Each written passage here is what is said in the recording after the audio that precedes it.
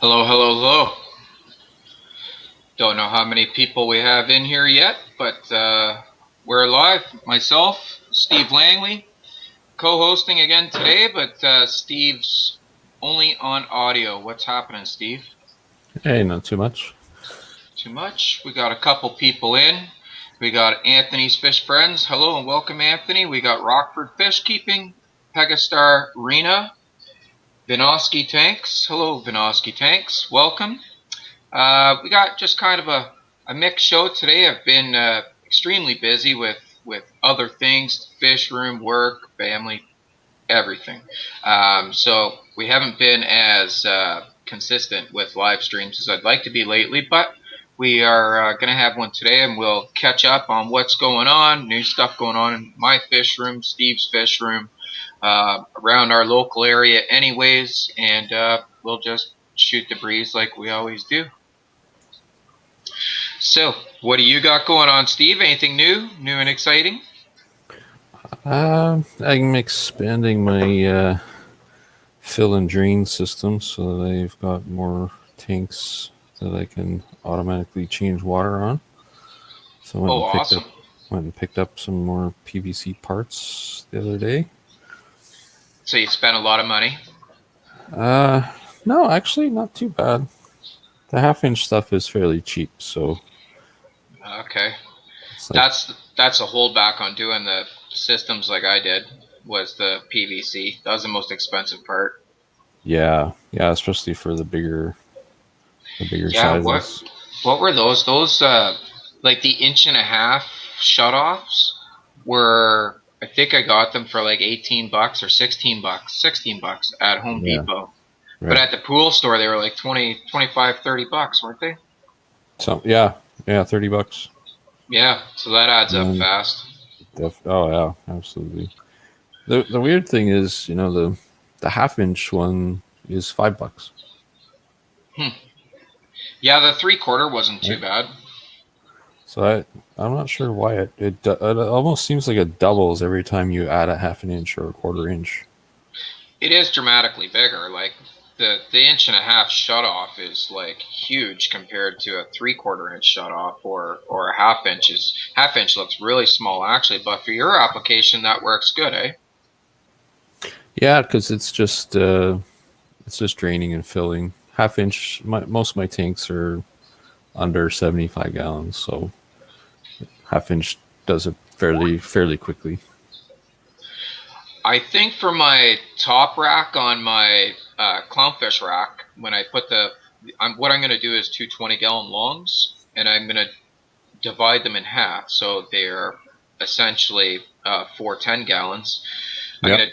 I'm gonna drill the backs. I actually bought the drill bit already now, and I'm only gonna go with 1 inch bulkheads for the drains on them. I think for a 10-gallon space, a 1 inch drain should be plenty, wouldn't you? Yeah, I would think so. I'll still go 3/4 inch on the fill, but I guess why do I need to?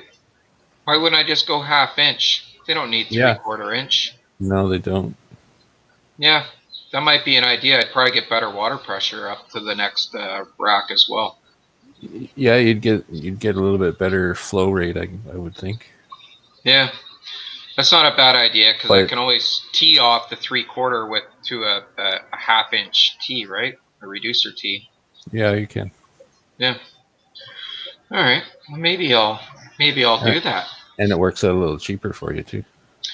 Yeah. Well, cost is a big thing with doing that kind of work.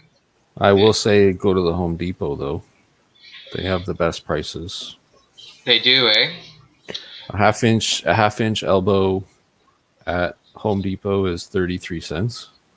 Oh, yeah. Well, that's If you go to Lowe's, they're $2.30. hmm. Yeah. That's a And that's a big and difference. and everywhere else is a dollar. So Hmm. Hmm. not sure why That's Lowe's has such high prices, but And Rona would be high as well because they're owned by Lowe's. Now, you want to know the one thing? Rona is actually a dollar. I had to Oh, pick are up they? 10. I had to pick Oh, up okay. 10 from there because Home Depot or yeah, they ran out. And they're the same company. Like Yeah, Lowe's owns Rona. it's pretty weird. Oh my God! I just got a super sticker. So that is, I don't know what currency that is, but maybe a ruble. But Yeah, I just got my very first super sticker. Thank you very much. I awesome.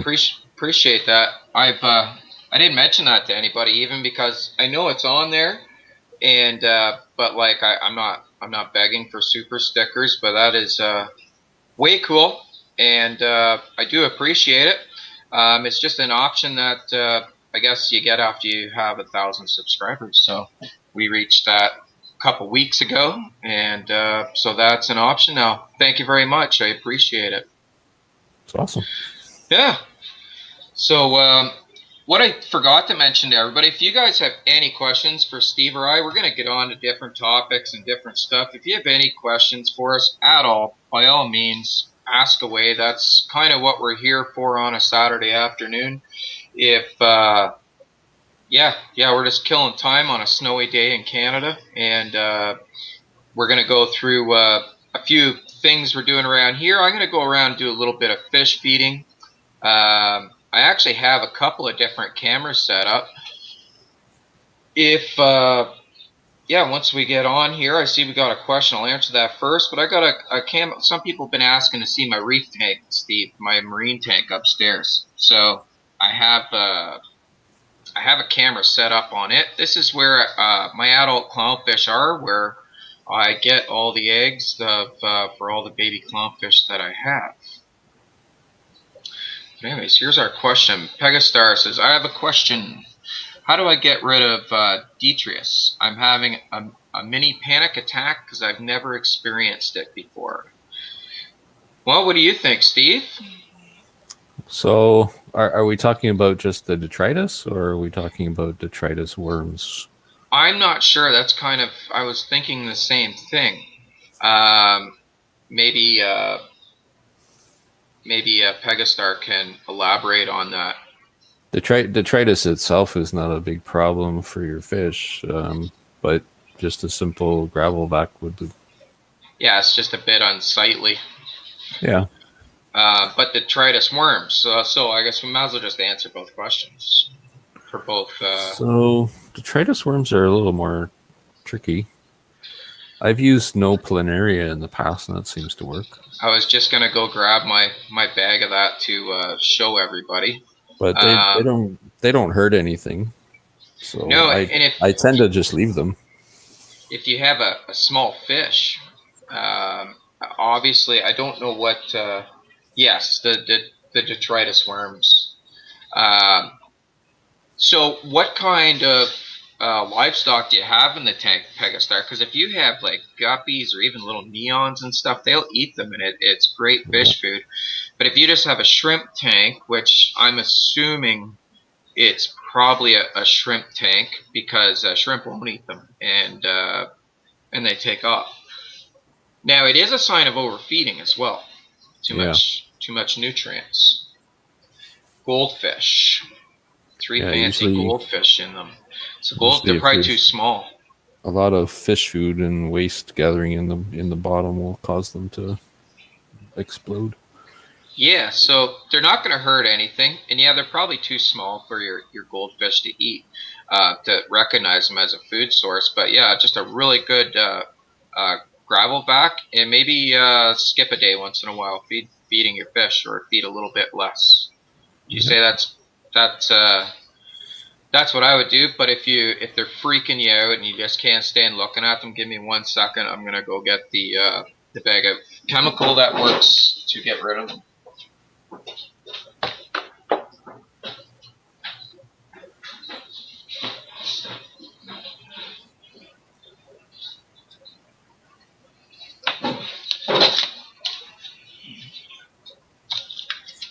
So this right here,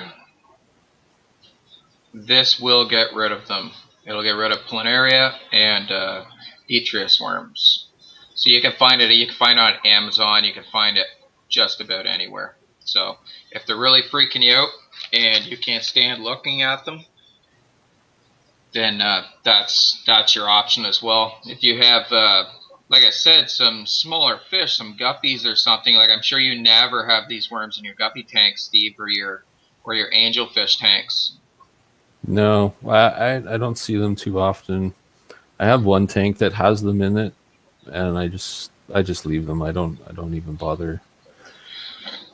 I see a few the odd time in a shrimp tank, but I just yeah I don't I try not to overfeed. I think that's the easiest. Endlers, endlers are one of the greatest for picking those off. Yeah, yeah, they would be perfect size, eh? Yeah, mollies will work too. Yep, yep. Mollies would eat them. Smaller mollies would probably eat them better, but Babies, yeah, yeah, baby. If you got any baby mollies, throw them in there. But I'm not sure if the goldfish will go after them. yeah. I'm not. Obviously, they won't if she has lots of them because goldfish will eat just about anything. But No, I they was mustn't. thinking the baby mollies, the Oh gold. yeah, might get eaten by the goldfish.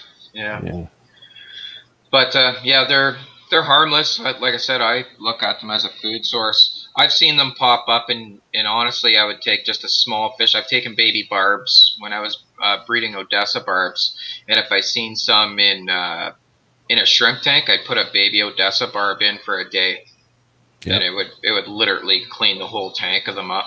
So yeah, maybe cut your mollies loose for even even a day. Put your goldfish maybe in a breeder basket or something for a day, and cut some baby mollies loose if you're scared of losing them to the goldfish.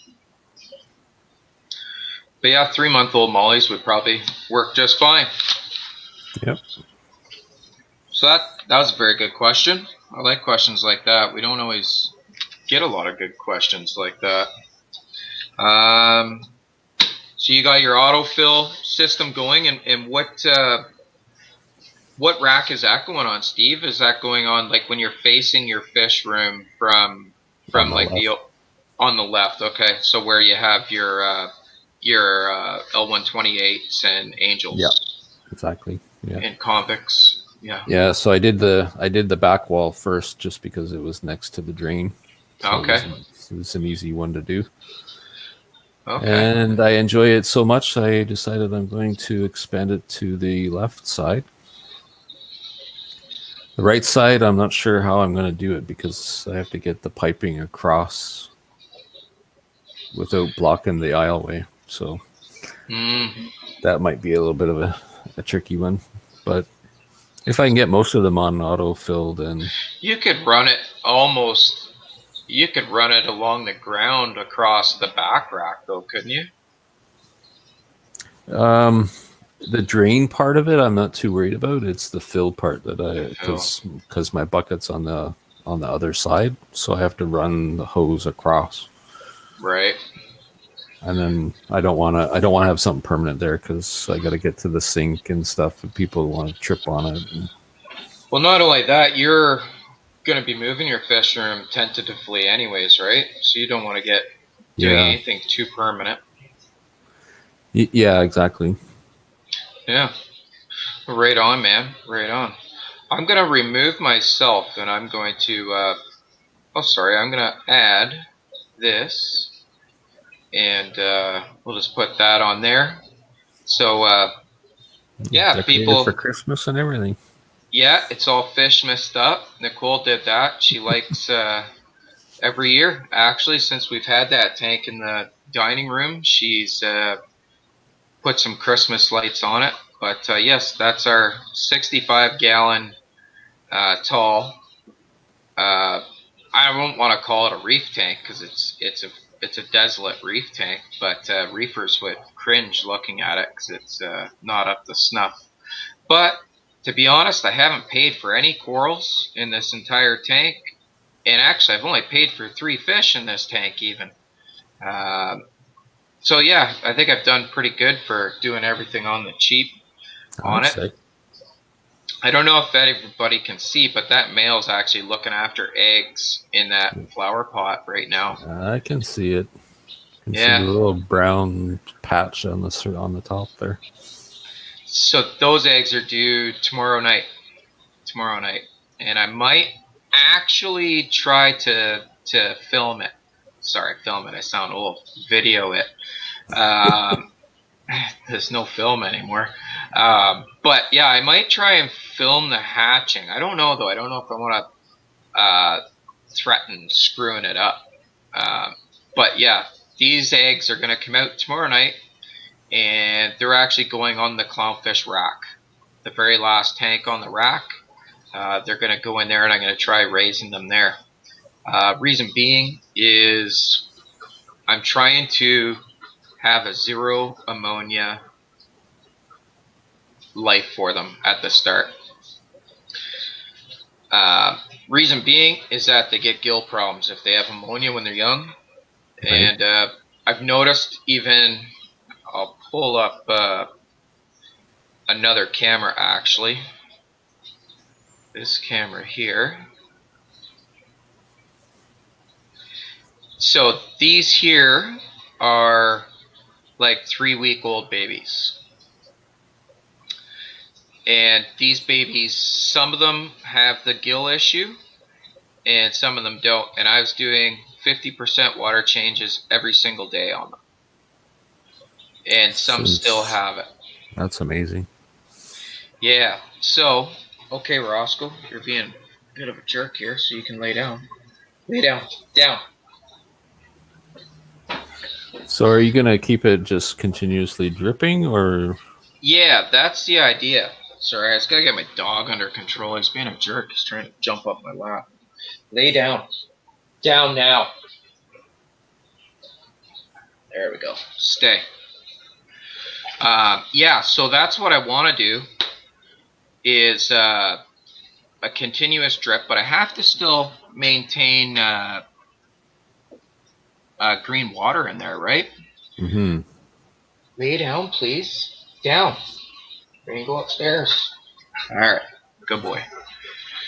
Yeah, so I got to maintain the rotifers and the green water. So I am gonna drip it, but it's gonna be a really slow drip for the first 3 or 4 days, Right. and after that, I think I can speed it up a bit because I won't have to maintain so heavily on the green water.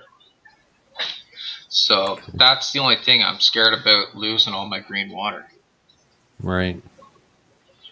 So, and rotifers. So yeah, I don't know. I guess what I'm saying is it's going to be an experiment how much I can do that, right? Whether I keep it on a constant drip or whether I just let it go for half an hour 3 times a day. I don't know. I'm just guessing, right. but and then just instantly regreen the water, add some more rotifers. I have enough rotifers to do that. I have a bucket that's probably got 15 million rotifers in it. It's absolutely teeming with them. So that's not an issue. Actually, even better, it helped me harvest more rotifers because I never harvest enough.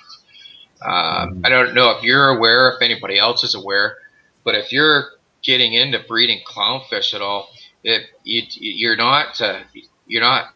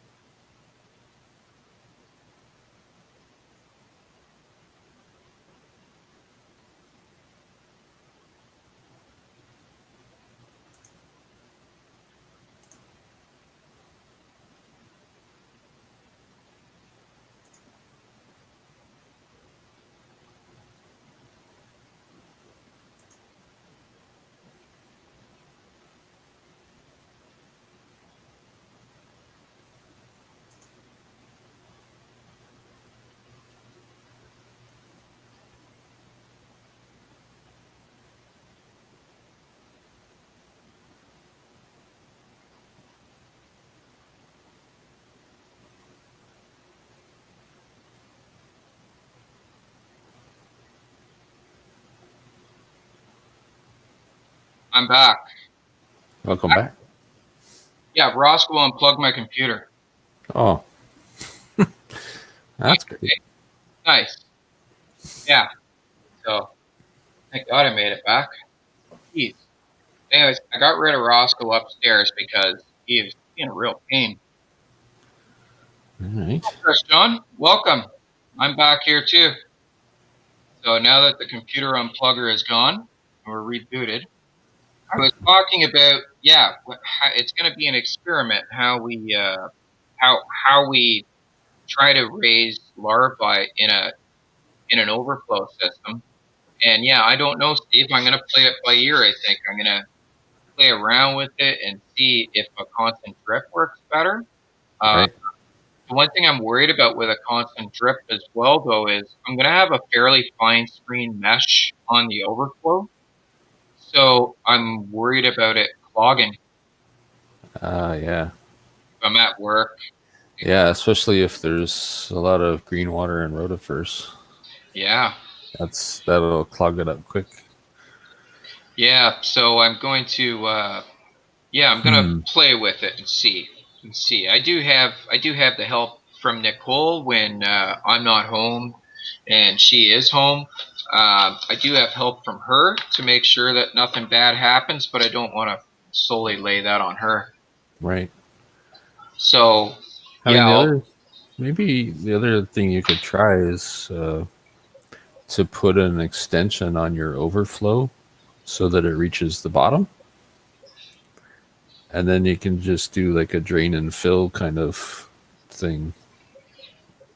okay. I think yeah, yeah.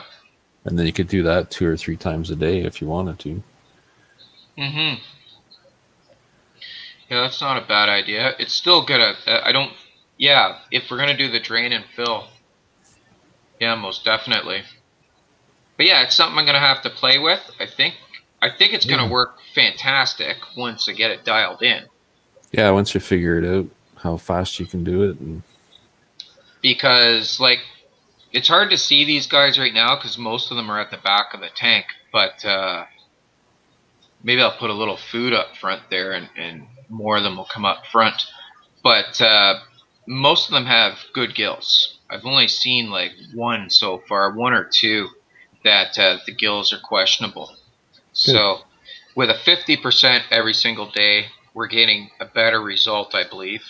So if I can do like 300% a day, Hmm. that can only be better. Right. Yeah. So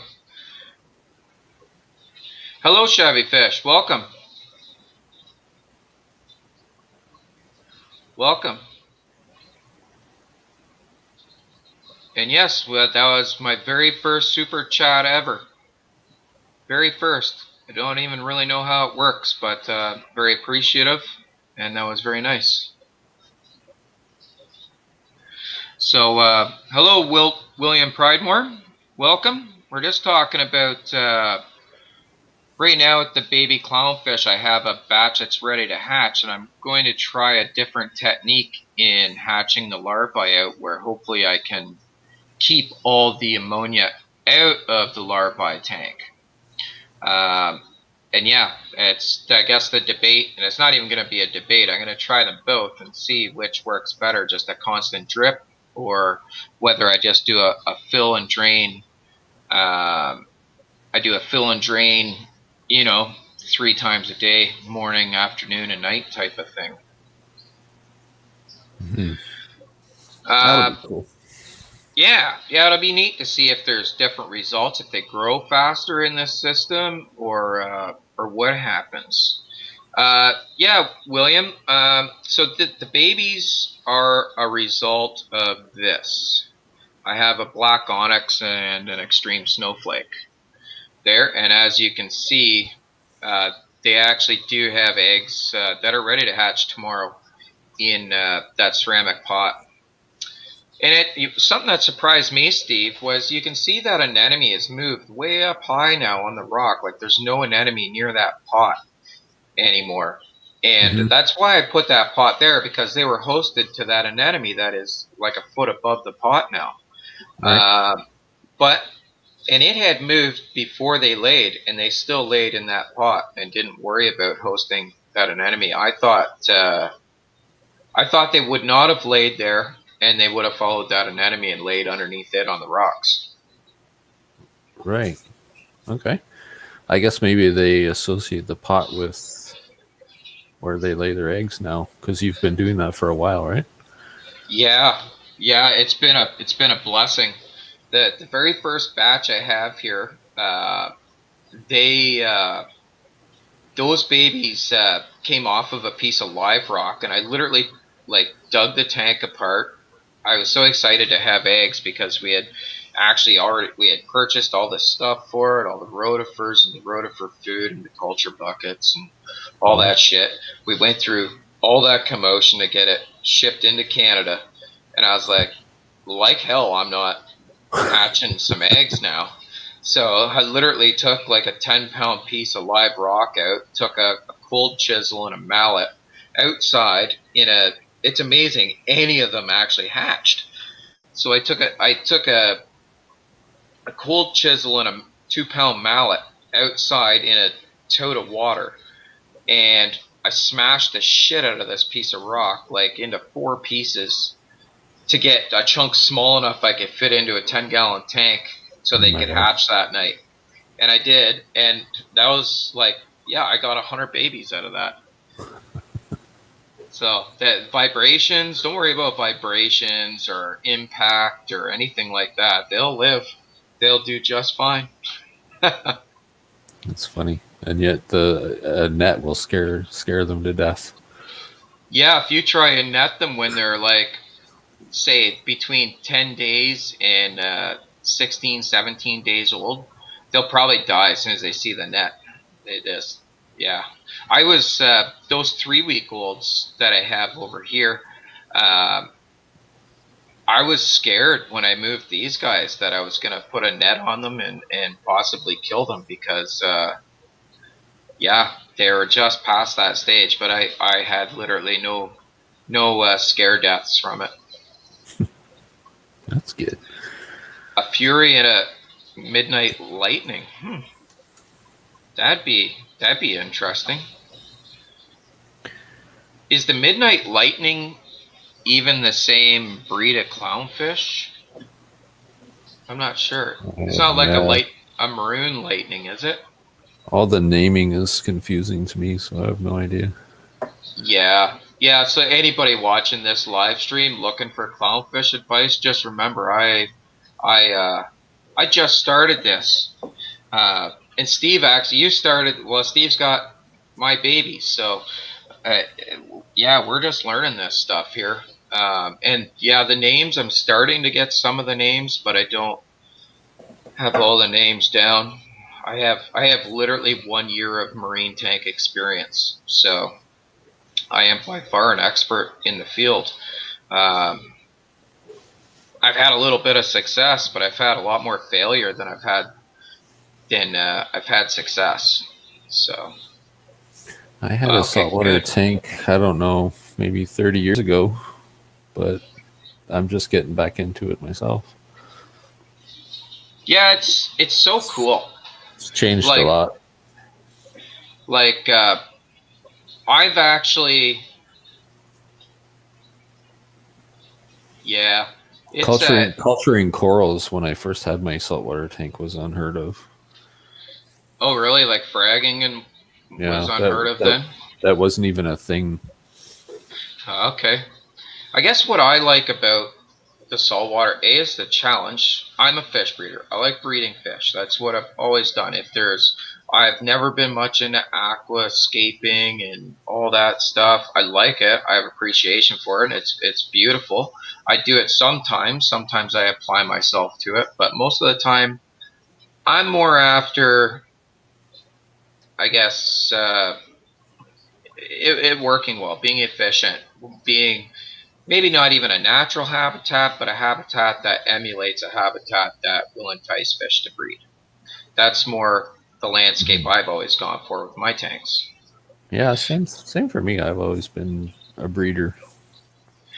So with the saltwater stuff, there's really you never hear much about breeding saltwater stuff. So I honestly never had an interest in getting into it. But now that I've like shone a light at my live rock at night and seen the life that's in it and everything, I am fascinated by science. And if you're Yeah, fascinated by science, you're going to want to sit there and stare at your live rock for hours because of all the life that's in it. It's truly amazing the life you can keep in a 60-gallon ecosystem. The Yeah. life that's kept in there, it amazes me. So that's one thing. And then when we had some success with the clownfish, I honestly found my new love for fish keeping. So Yeah, sometimes it just takes that one little thing that you never expected to just trigger it all over again, right? yeah, because it's a new challenge for me dealing with marine, dealing with salt, and I've never I've never tried that challenge, so I'm taking that on and trying to raise saltwater fish. Which one thing I've always been, and I know you have too, Steve. You've always been fairly active in the CARES program and everything. At least tried to be when they let you. Yeah. Um, but I like preservation as well. I like preserving our fish. So if I can breed clownfish, uh, captive bred in Canada, then I'm helping to not kill fish to be shipped up from the States. Because let's face it, shipping fish long distances, it's hard on them. It's hard on them. And when it's hard on them, often there's fatalities, right? Or they're Yep. just not going to be, they're going to have gill burn. There's going to be things they're going to have to get through before they're healthy again. If Exactly. if I can offer that to my local area, I'll call that Ontario. Um, then hey, I'm doing some good things to help preserve not getting wild caught clownfish, not having to ship as many clownfish north, that kind of thing. So I'm happy to do that as well. Yeah. Yeah, that's always a good thing is if you can reduce the amount of stripping from nature. Hmm. Stripping from nature and maybe keeping it more local as long as we can keep diversity, as long as we can keep gene diversity going, keep things more local as well. Less Yep. shipping, less fuel, less Yeah, dot to dot exactly. to dot to dot. Everything is better for the environment, right? Hello, Absolutely. Rico Stan. That's unfortunate. You're always in the chat. But thank you for saying hi and hitting the like button. And if anybody else hasn't hit the like button yet and you're liking what you're seeing, by all means, please do. Big J, hello. Hello, welcome to the chat. Good to see you. Um, so, yeah, and speaking of local, we got a new store coming in, eh? Yeah. Yeah, So, it's just down the bottom of the hill from me. That's kind of dangerous. yeah, it could be. Could be.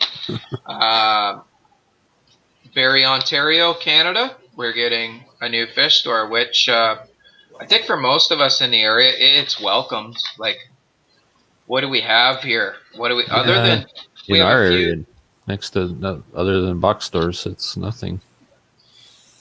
and in my area, like I have Critters Cove and Aurelia. I'll just say, like, Hmm.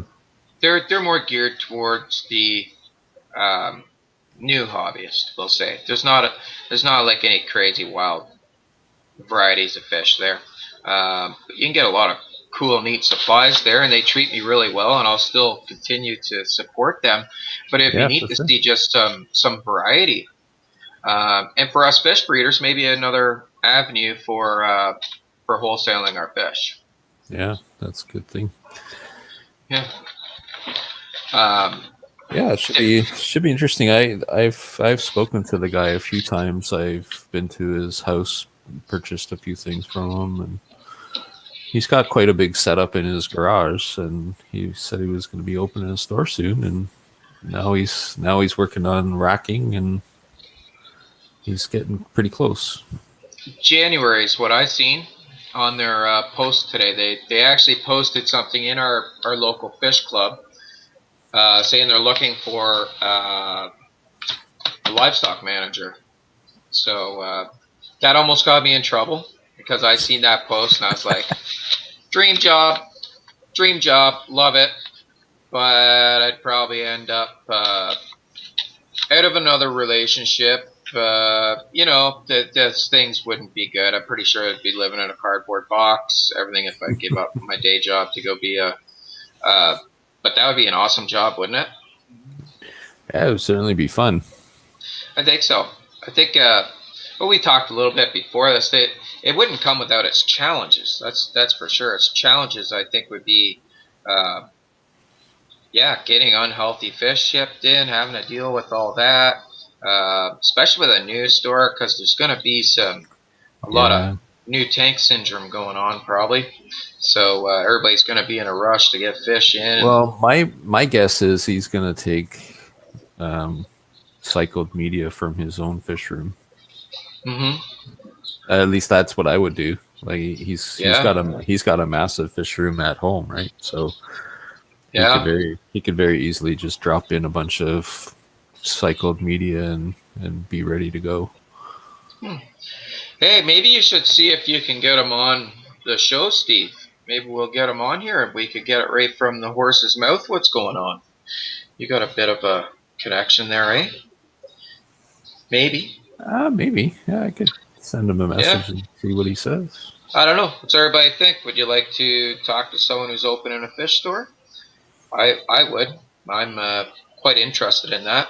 I uh, I personally have changed my vision. I always thought I wanted to open a fish store, and I've realized that I don't. I don't. I don't ever want to open an actual retail fish store. Uh, Too much stuff to deal with. Too much. Yeah, I don't know if I have enough patience, to be honest. I don't know Yeah. if I do. Uh, Working in a pet store is interesting. I will say that. I've done that in the past.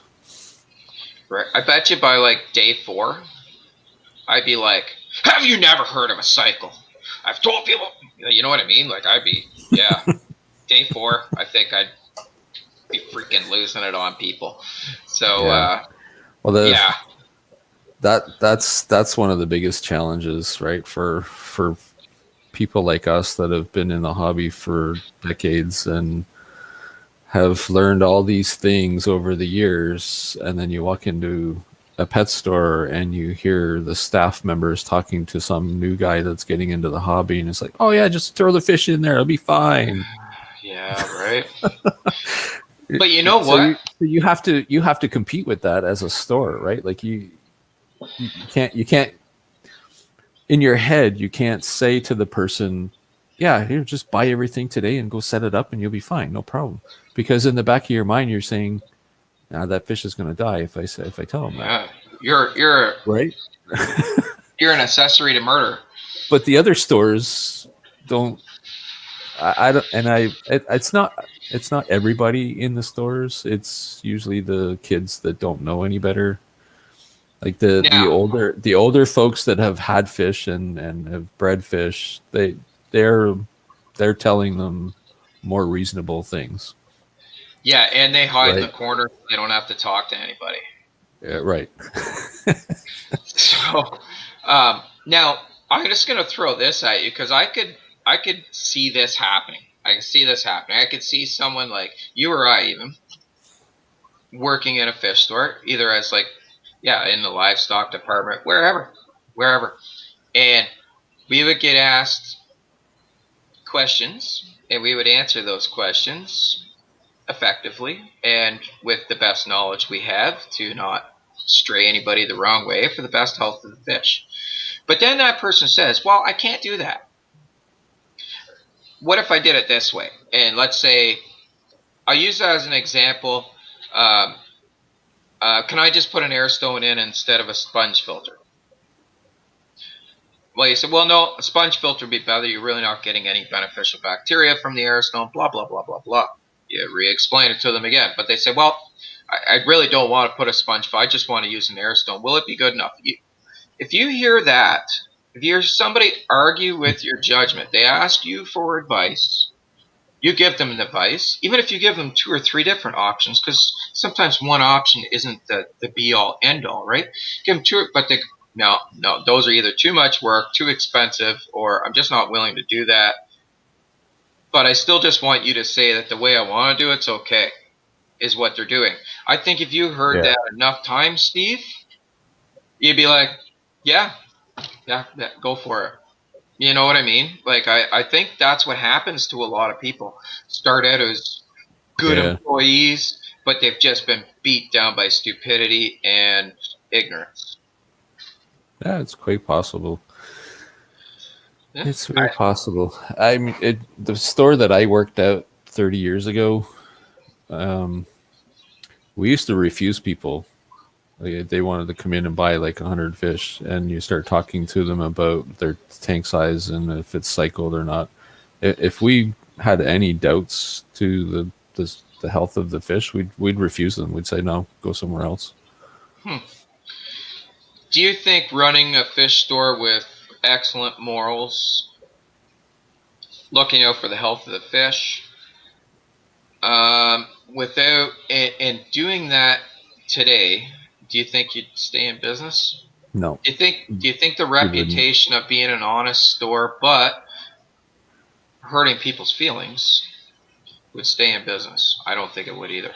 No, I don't think so. I mean, there are other options around that people can just go to a box store and buy something anonymously. They don't even get asked questions about how big their tank is or how is it been cycled, what else is in the tank.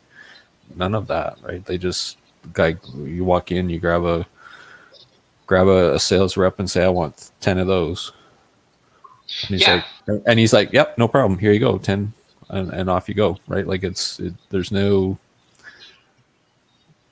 no concern about it, right? It just happens. yeah. Like I think any store in Barrie, you can do that now. I could walk into Big Yeah, Al's to their guppy tank, and if they have 100 guppies in that tank, I could say, I want all those. Please bag them up. oh, And absolutely. Yeah, any and store the, will do that, and the guy wouldn't ask me a second question. right? Yeah. So But I that's guess. kind of unfortunate because if you go to a pet store and you buy a dog or a cat, if you adopt a cat, you get asked a million questions, and you have to prove that you have a good Probably not household. at a pet store though, Steve. If you bought a Oh yeah, cat from a yeah, yeah. They make sure that you have a good home for the animal to go to. But with fish, it's completely different. so yeah, fish, small animals, maybe Yeah, even lizards, maybe even like a lizards. Yeah, yeah, lizards, birds, yeah. rodents.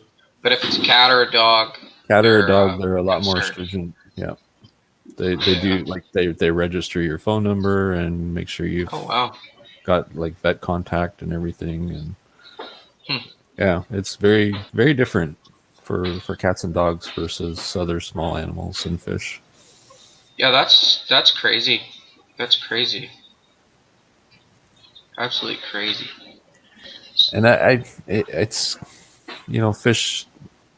I think part of it is because of the cost. Like if most fish are $5 or less,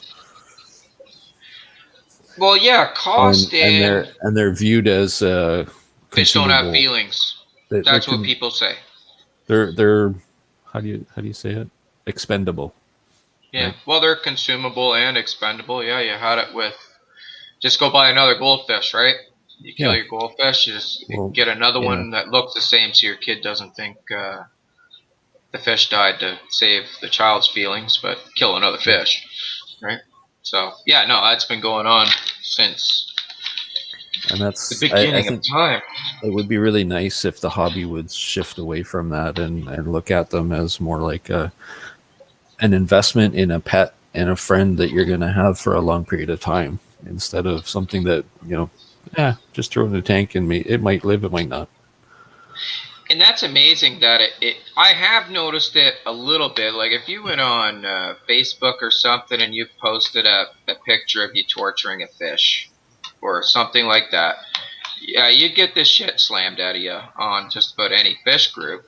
You would be social media uh, attacked. Right. But other than that, like there'd be no laws against it or anything. But yeah, you'd be attacked. But yeah, if you did that to a dog or a cat or something, even a rabbit, you'd probably have police at your door. There'd probably be like groups Right. coming protesting in front of your house. Like it would be a much bigger issue. Yep. We have to get the fish hobby to the same level. Like I think It's things it's are un, slowly it's getting there. yeah, it's unfortunate the way it has evolved over time, but hopefully things can move towards more of a this is a living creature that has feelings, and it's something that you need to be looking after properly, just like a dog or a cat. Hmm. And the more you look after them properly, like a dog or a cat, the less shy they become of you. Like I could feed Paul the pufferfish upstairs by hand. Yeah. No problem. He would eat right out of my hand. All these baby clownfish I have that are like 5 months old, they will all. If I put my hand in the water, they'll all swim into my hand. Hmm. It's so neat, so cool. They're not scared one little bit, and I never train them to do that. I just always have my hands in the water, so they're used to it. They know I'm not going to hurt them, right? Yeah. So, with that being said, I'm going to put the camera back on the 3-week olds. I'm going to see if we can get them a little closer to the front of the tank with some food. But at that age, I just wanted to show some people that have been interested in the clownfish breeding what I feed them at that age. And at that size, I feed them the TDO Chroma Boost B1. So I'm gonna go over there and give them a shot of food, and we can still hear what I'm saying. We can still talk, but you guys can look at some cute clownfish instead of my ugly mug for a few minutes, and we can see if they'll come up a little closer to the tank.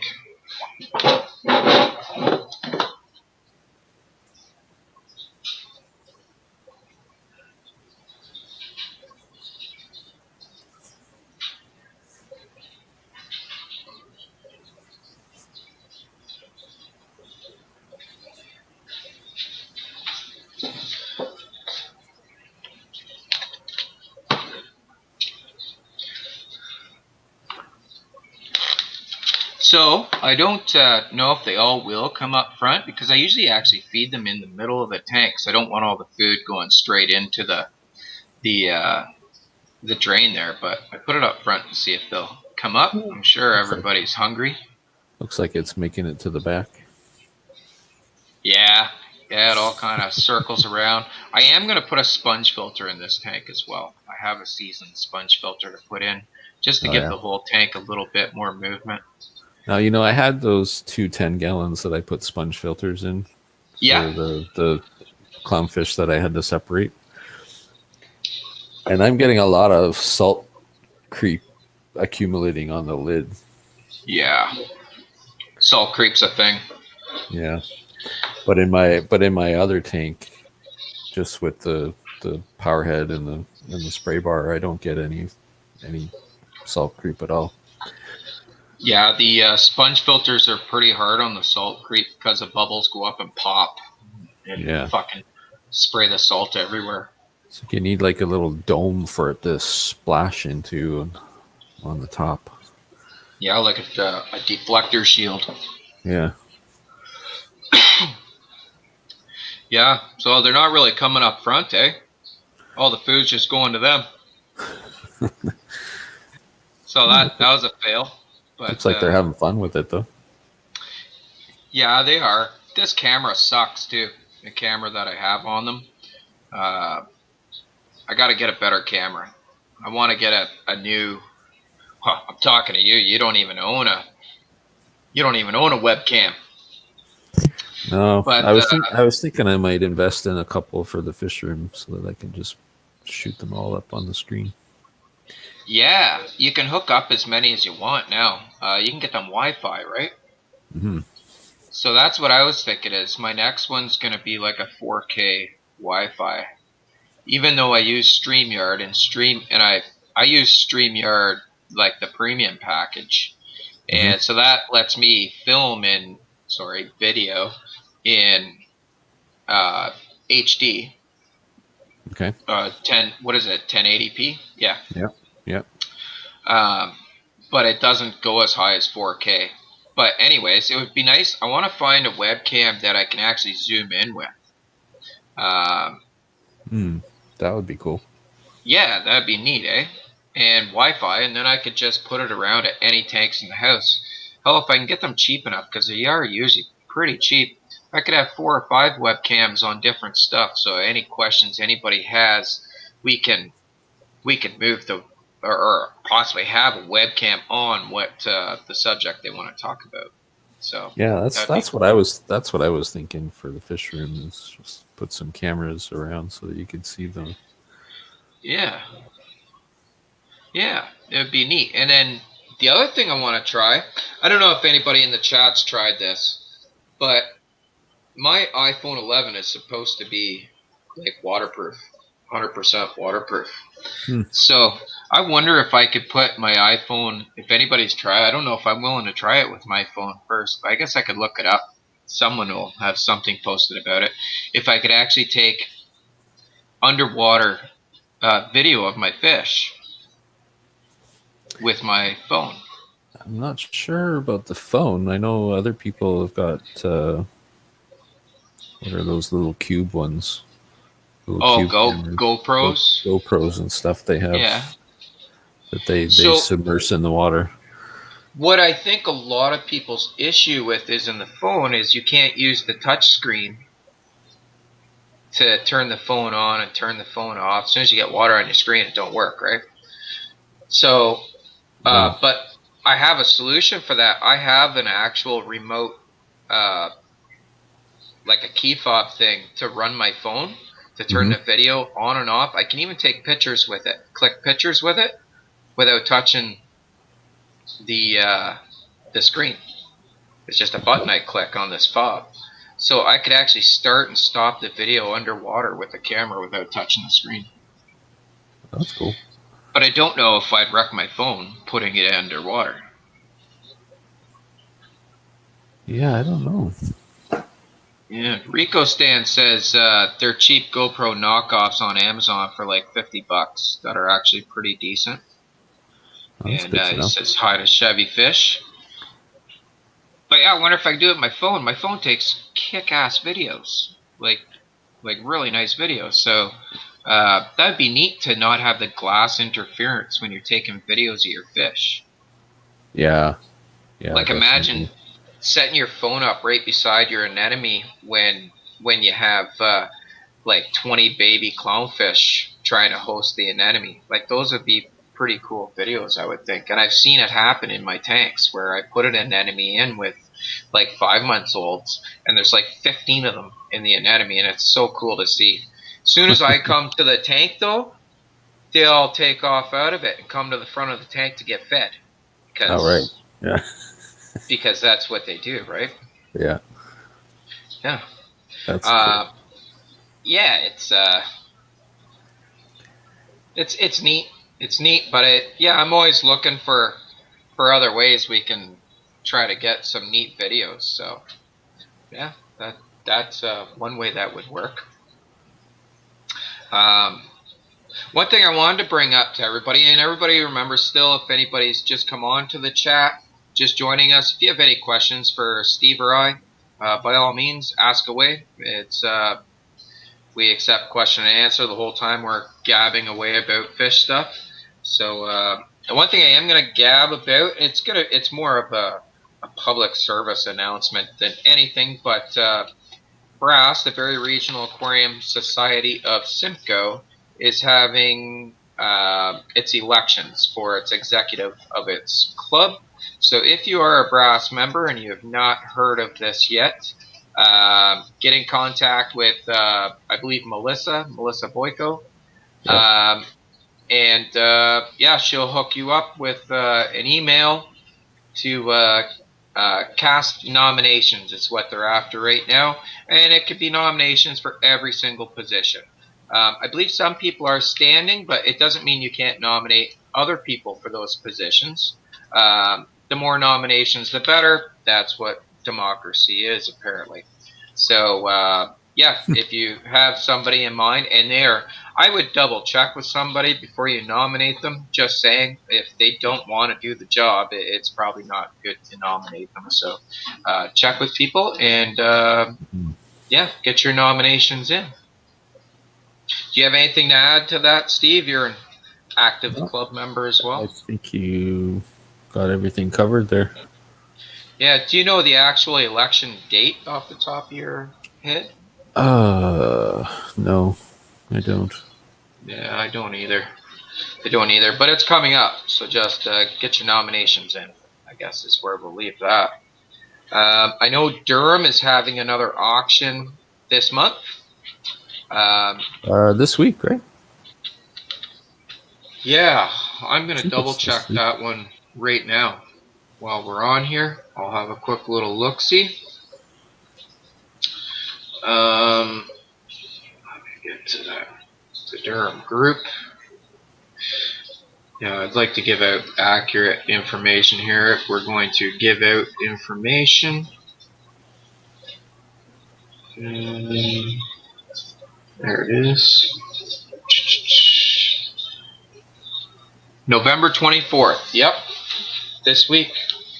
So I I think watched. if. Go ahead. I watched the last one. It went pretty smoothly.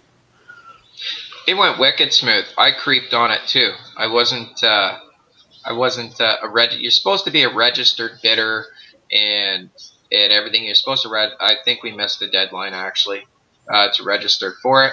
But I stayed. I just didn't say nothing. I put my stuff on mute. I didn't put video on. Nothing. I just listened to the auction and watched it. Right. And yeah, that was smooth, eh? Yeah, it was nice how they did it. They had a little PowerPoint presentation with all the details of the item and where it was located and how much it was, starting bid, and And yeah, sellers could actually chime in and talk about their own stuff, which was nice too. I heard that a few times.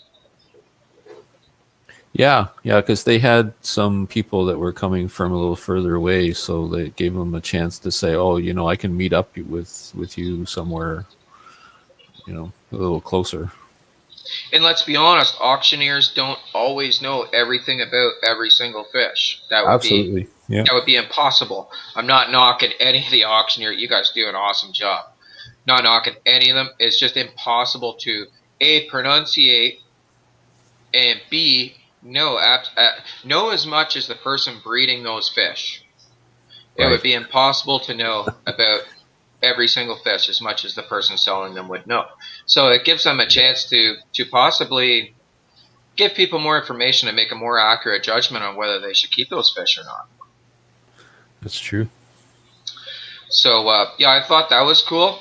I thought I thought it went really well, went smooth. It didn't stay on one thing too long. Good bids. There were some Yeah. really good bids. Yeah. And I haven't heard any big problems with people receiving their items. Yeah, So that's the only thing that I'd be more interested to talk to somebody from the club to see how the response was, yeah, right? Because the whole the doing the auction part and collecting the funds and everything was done really well, but then the actual handoff of the items to the buyers, I'm curious as to how that went. I guess it's ultimately the buyer's responsibility, right? All the all the locations were posted of where stuff Right. was. Yeah. So I would say unless arrangements were made between the buyer and seller, or unless the seller says while they're selling it, I would be willing to meet this far, or I will deliver, or you have to pick it up at my house, and this is the Right. town I live in, Yeah. right? So yeah, I guess as long as people picked up their stuff promptly and were responsible about that, or the sellers were delivering and delivered as promised, that's a fantastic. It looked to be like a fantastic idea for the times we're in right now, where Mhm. personal meetups for auctions just haven't been happening. Yeah. Yeah, and it seems to be going the wrong direction right now. Things are getting more restricted. Yeah, well, people are. Yeah, people. I don't really want to get into the whole political bullshit of this stuff, but yeah, there's people that kind of I take it fairly seriously. There's people that take it minimally seriously, and then there's like people that think it's just a a government conspiracy and whatnot, and they're entitled to their thoughts. But I personally believe they're holding us back a little bit. And I guess I'm most ticked off that we shut down for 4 months. Took 4 months of money away from me when we had like less than half of the cases we have now. Yet now they don't shut anything down because they realized that was dumb and we're bankrupting everybody. But that kind of ticks me off that now I feel like I wasted 4 months, I guess is what I'm saying. Right. Yeah. So, yeah, auctions is the way it's going to be. Online auctions for a while, I think. Yeah, and something else that I seen that I thought was kind of interesting, down in the U.S. where the weather's a little nicer than it is here right now. They were doing like parking lot A tailgate auction. Yeah, with tailgate auction or like a swap, like a parking lot swap or whatever you want to call it. And they would just, people would drive into a big parking lot and they would park, 3 or 4 spots apart. So you're doing all the social distancing things, and guy just pops his trunk and says, "Here's what I'm selling." Huh. That's a great idea. Wouldn't that be fun to do something like that, like in a public park or something in the summertime? Yeah, that's what I was thinking. Yeah, that'd be a great I would idea. I wouldn't want to do it today when it's snowing outside, but No, it's no, nicer but weather. like September would be nice for that. Yeah. September, something. Maybe not like August. That might be a bit hot unless you're smart and brought umbrellas and whatnot. But Yeah, I can't remember what they're called, but I've seen a couple of them advertised here and there now.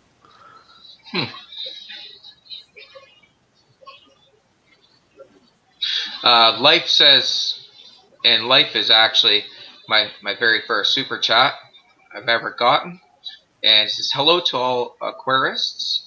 In Russia, they are also very fond of aquarists and have their own private broads. Good luck, everyone, in this pleasant business.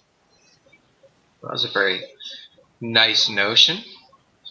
And it's a pleasant business, and it's I guess in bigger terms, it's an unpleasant business sometimes. Really big business in it. But now, Steve, with shutting down again, do you think, like I talked a bit about this last time we shut down big time, and I'll tell you, I almost sold everything I owned for aquarium fish. People were after private breeders like yourself and me to get fish because they couldn't get fish anywhere else. Do you think that's Yeah. going to happen again? Do we need to stock up? Well, I don't know, because they're being pretty targeted in what they're actually shutting down now, right? So, Mm-hmm. but at least in Toronto, they've closed pretty much everything except for essentials again. So, And fish stores are essential.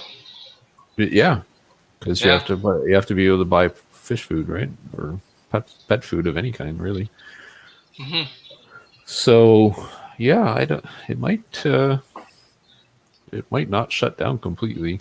I mean, things are going in the wrong direction right now, but hopefully, it doesn't get to the point where everything is locked up tight like it was before. Yeah. Yeah, I hope it doesn't either. I hope it doesn't either. But who knows? I don't. What the hell am I gonna do about it? Nothing, right? I just kind of go with the flow. But I do like Yeah. the idea of the parking lot swaps. Christ, even if we have auctions and whatnot, I like the idea of a parking lot swap. Yeah. That's a cool idea Yeah.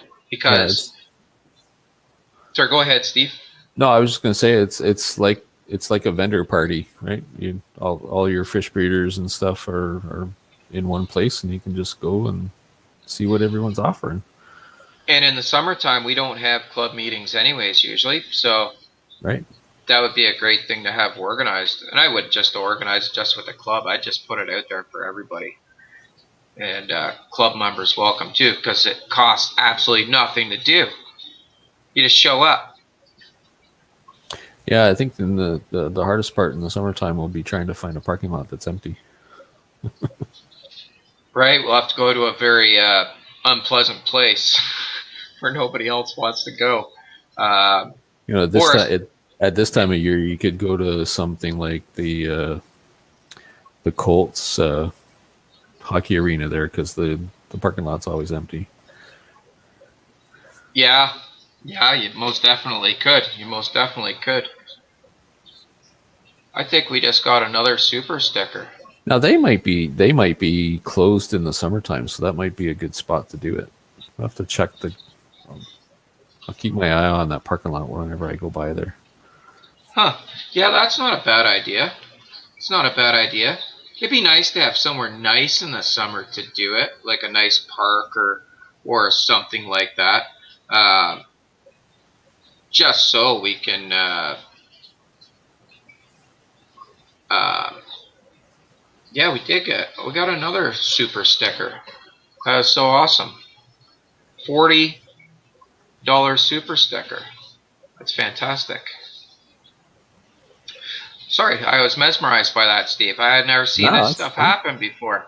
Um, It's but cool. yeah, somewhere, even if we could, I guess, find private property to do it too, right? If anybody Yep. knows anybody with a small field or anything, that's all you need is just a place. It could be Mm. absolutely anywhere. So And as the long as you can drive to it, you're other thing I was thinking is like the car clubs um, use the Burger King parking lots and stuff like A that, and right? W here. Yeah, yeah, A and W in Aurelia. They always park there, and actually Aurelia's got a few really big parking lots. And I'm sure Barry, obviously Barry does too. I guarantee Yeah. you can find somewhere in Barry, Oh, I'm even sure. Yeah. even an area of the GO train parking or something. Like there's definitely Yeah. enough. The South End Go Station parking might be a good spot for it too. You'd Yeah, probably have to get some approvals for that, but I'm sure they wouldn't mind. yeah. What the hell are they gonna say?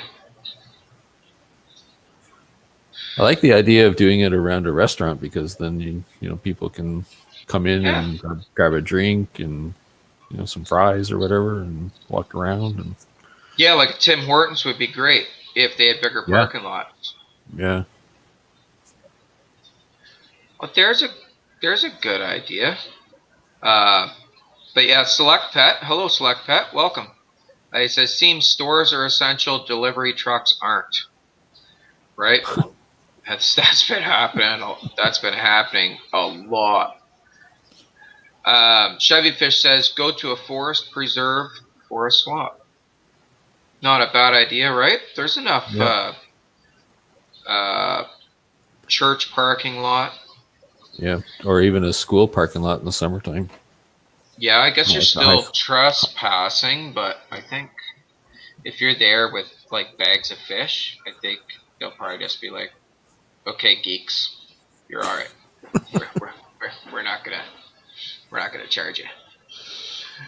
But yeah, no, that's a great idea. I think we should do that next year. Hell, I'll Yeah, even set that up. That's easy. Set up something like that. There's no money changing hands. No, you don't need an executive. You don't need a nothing. You just need a Facebook profile and know a lot of people in Ontario and throw a post out there or a few. Show up. Be there or be square. yeah, Right? Show up if you show up. Don't show up if you don't show up. No registration. No nothing. You need a vehicle or hitch a ride with somebody, but it's going to go from this time to this time. Done. This day. Pretty easy. mm, that's what I was thinking. Yeah. Select Pet says, be sure to get permission to use. It's embarrassing to get kicked out. Yeah. Yeah, I, that's true. I've been I've been kicked out of better places. I'd be all right with it. I don't think anybody would mind. It's like, Well, I can hey, even say we like want to get a bunch of people together to exchange aquarium supplies yeah, and livestock. long as people aren't slobs and leave their garbage and stuff laying around, like that would piss me off. I'd make sure it was perfectly Yeah. clean before I left. But as long as, and I think people would be I would hope people would be respectful. Um, I have ways of making people be respectful about that. But I think with that, like our baseball team goes and uses a baseball diamond by a kid's school every spring. We do for practices kind of before the season starts. So and Hmm. nobody's ever given us a hassle. So just having a few people parked there with their trunks open and lawn chairs and selling fish, Yeah. trading fish, whatever. I think that would be fantastic idea. Fantastic. Um, yeah, so that's very cool. We got to remember that for next year, Steve. We're gonna Hmm. have to look back on this and remember it. Exactly. Does anybody want to see the? Well, I'm gonna put this camera we're going on here onto another tank because we don't have a lot of people watching right now. But I'm gonna throw something out there for everybody right now because it's something I'm gonna do. So give me 1 second and I will explain what I'm gonna do. I'm just going to move the camera.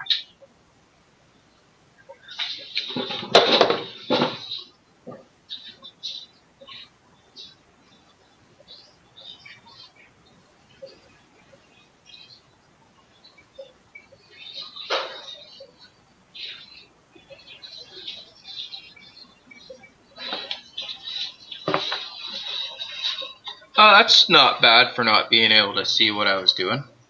They look good. So I'm gonna go feed these guys in a sec, and I'm gonna feed them the TDO extra small, and then I'm gonna talk to everybody about these fish.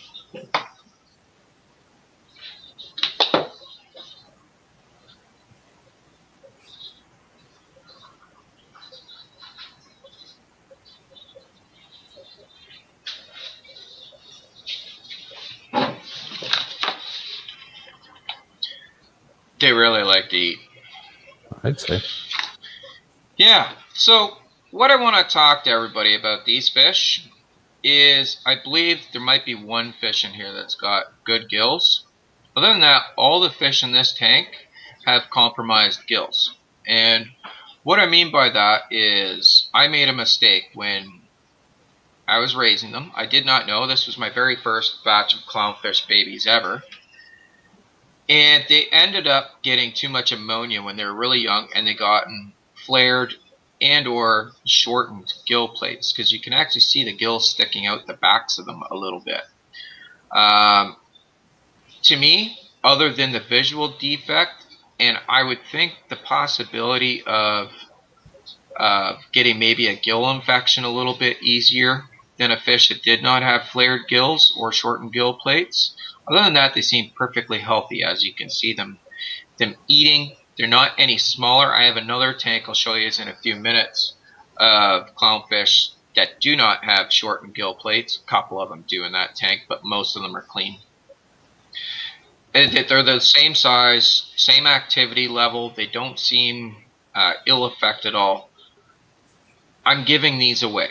I'm giving these fish away. If people would like a pair of clownfish, they're not looking to breed them. They just want a pair of clownfish to have as pets. I will give these fish away. I can tell you most of these fish in this tank, if they were healthy, would be going for $50 and up. So you're getting basically a free designer fish that I just want to be used as pets. I don't want people to be reselling them, everything else. I'm passing it along here from my mistake. I don't have the heart to call them. Like I said, they eat out of my hand. They just they lay in my hand in the water. So I would like them to go and live a life out with people who are going to look after them. So that's that, Steve. That's what's going on Cool. with this tank. Yeah. Well, I get my 90 gallons set up. I might take a couple. Well, I got another tank of them as well. So we have lots. I think The there's couple that I got from you that have flared gills, they don't seem to be bothered by it so far. they're growing nicely and very active, just like the other ones. Yeah, like these guys are still attacking each other like clownfish do. Um, yeah, to me they seem like they do everything absolutely the same as any other clownfish, other than they do have this gill issue. Now I Yeah, don't know, Steve. I'm guessing, but I would guess they would get possibly a gill infection a little easier. maybe. Yeah, it's hard. I don't hard to say. I mean, uh, this is physical damage, right? It's not a genetic problem, so it's they're still a strong, healthy fish. It's just they had some physical damage when they were young. Yeah, yeah, at the larvae stage, like when they were first born, basically. So yeah, I don't know if they would be more susceptible to it or not. Yeah, I'm not sure either, but I know I'm not going to sell them. To me, I do not sell fish that are not up to standard. Hmm. So I'm not going to sell them, but I do want them to go to homes. I can't keep them all. We are Right. keeping a couple of them just as pets, but most of them, yeah, are going on. And I don't know if you bred them, if I don't think that trait would get passed along if you bred them, but it's just a good practice not to breed perfectly healthy fish, right? Yep. Yeah, Rico Stan says, very cool. I'd love some, but I just don't have the setup for them. So, what would you say is a good setup for, say, a pair of clownfish, Steve? What could you get away with for a pair of Well, clownfish? what you get away with? You could get away with a 5 gallon tank because they're not travelers, right? They're they pick a territory and they kind of stick around. But I would never put them in a 5 gallon tank. I No, I so have let's. I have a couple in a 10 gallon tank that are that size at the moment. Oh, yeah. And I put a small clay pot in the corner because I didn't have any rock to put in there, and they kind of hang around the pot, and that's like they don't go anywhere else in the tank. So I have this big 10 gallon tank for them, and they stay in the one corner. But you need the 10 gallons for the water stability, is what You you're do, getting at. yeah, yeah, because you have to worry about the evaporation, right? Because the salinity changes so quickly. They're quite tolerant to that. They can handle pretty big swings. To be honest, I've screwed my tank up upstairs Sure, many times, but but it's probably not good for them. yeah, just like any other fish, right? You don't want to. The more stable the aquarium, the better. So if I was looking for just a tank, just for like an anemone and a pair of clownfish, I would probably be apt to go purchase that Fluval Flex, like the 13-gallon Fluval That's what. Flex Yeah, Marine. That's what I was thinking too. Like the ones with the built-in sump basically in the back. Yeah, that's what I would do. If I was just getting into this and I didn't want to worry about filtration and all that shit, I would go and actually to be honest with you, I was looking at Aura's website. I don't know if you've ever heard of Aura. They're like the biggest clownfish breeders in the world. Okay. Uh, and they actually sell a kit. If they sell you a pair of clownfish, there's this thing they have where you can actually purchase that fluval saltwater tank Yeah. with Okay. some live rock, one piece of live rock, one anemone, some live sand, and they will ship all that to you, the tank. You set it all up, and 2 weeks later they'll ship you the clownfish Wow. for one price. That's So pretty they're cool. obviously endorsing it, right? So I would Yeah. hope that they did their research to say that it works. But it actually looks like a pretty good deal. Yeah. I mean, the nice thing is if they're sending you the live sand and the live rock, it's already cycled, right? So. Yep. I think that's the whole idea of it. And that's an extremely responsible way of doing things as far as I can see. I'm impressed. Hmm. It goes back to what we were talking about earlier, saying, can an aquarium store survive with really, really good morals, with like perfect morals? And we both pretty much said probably not in this day and age, but it looks like they're at least trying. And they're not an aquarium store either. They're fish breeders. Mhm. They're just want to sell you the fish, but they're actually going to sell you the stuff to make sure the fish are happy. And I like that. Right. Yeah, I Yeah, like. that's the key. Like, especially when they're young like this, you want them to have room to grow. So I would think a 10-gallon would be the minimum for a pair. Yeah, yeah. I think I have about 30 in that tank, and that's an 18-gallon tank. So I'm not really doing the inch a gallon thing, but I'm on a full sump system as well. Yeah. Yeah, your water volume is way more than 18 gallons. Yeah, it's like right now I think it's it's about 80, about 115 I'd say right now gallons Are you going to get water one of volume. those auto top offs? I think so. I think so. I think that would be extremely beneficial. I could tell you I put about 2 gallons a day back into this system of RO. Yeah.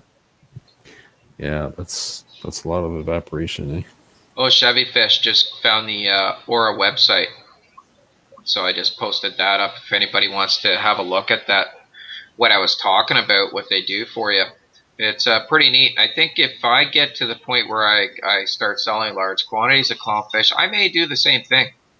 I may start cycling tanks for people so that if people are like, oh, I really want clownfish, but I don't even know where to start getting set up, because for some reason it happened to me too. When I thought about the idea of saltwater, I was like, nope, not doing it. Too much work, too much money, too much everything. I won't understand it. I'm not smart enough for it. My fish keeping skills aren't good enough for it. Blah blah blah. Well, it's not that hard. I don't know Yeah, why it's everybody gets this false. well, I think most of it comes from the coral side of things, right? Yeah, Because if you're gonna get into serious reefing, there you've got to have the high quality lights and the filters and the additives and the dosing pumps, and then you're looking at purchasing a small vehicle to outfit your reef tank. but you could also set up an 18-gallon tank like this one with just that sponge filter in there would be quite sufficient. Yep. Maybe not for the amount of fish I have in that tank, but if you only had a pair of clownfish, you could literally, well, I'm going to prove it. I'm going to actually use one of these tanks probably for a pair eventually. When I get another pair, I don't know when that's going to be, a little ways down the road. But Mm-hmm. when I get another pair, that's what they're just going to have be on this system. So, yeah, you could do it with a 10-gallon tank and a Yeah. sponge filter. You could keep a pair. Well, that's why I said it. Like that's what I have right now. I have two 10-gallon tanks set up for the clownfish that were getting attacked. So I separated them into a 10-gallon tank with a sponge filter. That's what I have them in, and they're And just they're perfectly happy in there. yeah, yeah, these guys look like they're pretty happy in here. And I guess that's another important point we could speak on is the aggression, clownfish aggression. It's something everybody's scared to talk about it because It was really interesting to watch. So I had 8 of them in the tank originally, and 2 of them were getting chased around the tank. So I removed the 2 of them that were where they were kind of hanging out together, but the rest of the group was chasing them all the time. yeah, So I pulled those 2 out and I put them in a 10-gallon tank. So there was 6 of them left. And I sent you a couple of videos that you seen. yeah, And they were, every time it came out from underneath the rock, they were on it like